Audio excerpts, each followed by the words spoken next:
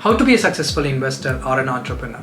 Now I'm going to explain two stories today which I received through social media, and these two are, if I received it as a forward, not pertaining to the world of investing or business, but as a generic one. So I thought I will create a mental model out of this because there were very powerful lessons, profound lessons that one could glean away from these two stories. So I'm going to put a video out there, take a look.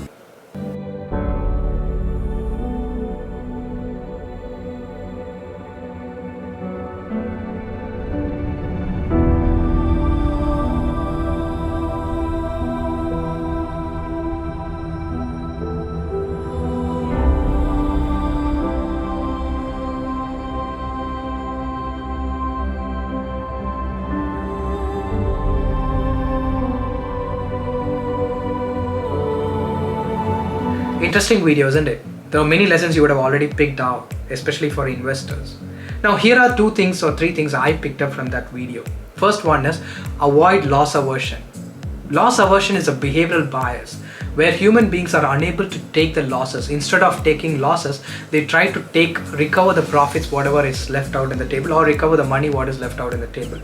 Human beings generally tend to avoid losses at any cost because Daniel Kahneman, the famous behavioral economist, had stated in his book Thinking Fast and Slow that the ability of human beings to take the losses is the pain inflicted to take the losses is 3 times more than the joy of booking profits. So people try to avoid booking losses by any means, and that's precisely why generally people book profits after stock doubles or triples. But that's not how wealth is created. Big wealth is created. You are in the markets to create big wealth, and big wealth, I mean your investment portfolio should go up 100,000 times, and that can happen only when you stay through the course and not booking in and out of stocks. So that's the first lesson I glean away.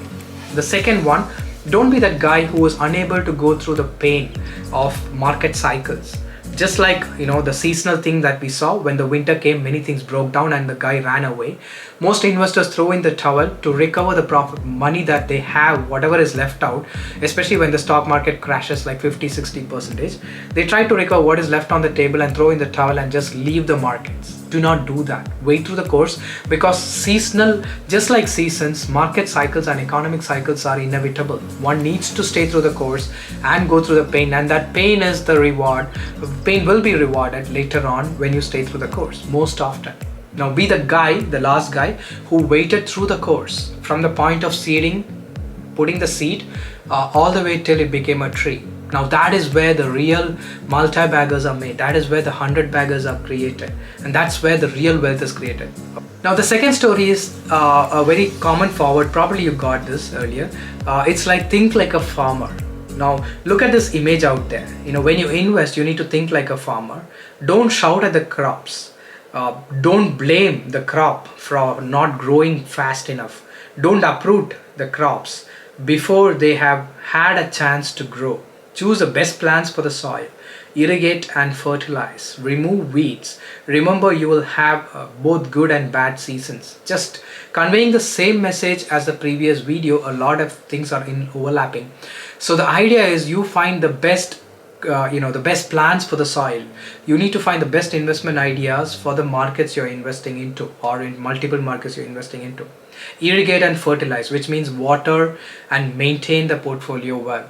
Water the flowers and cut the weeds, as famously said by Peter Lynch.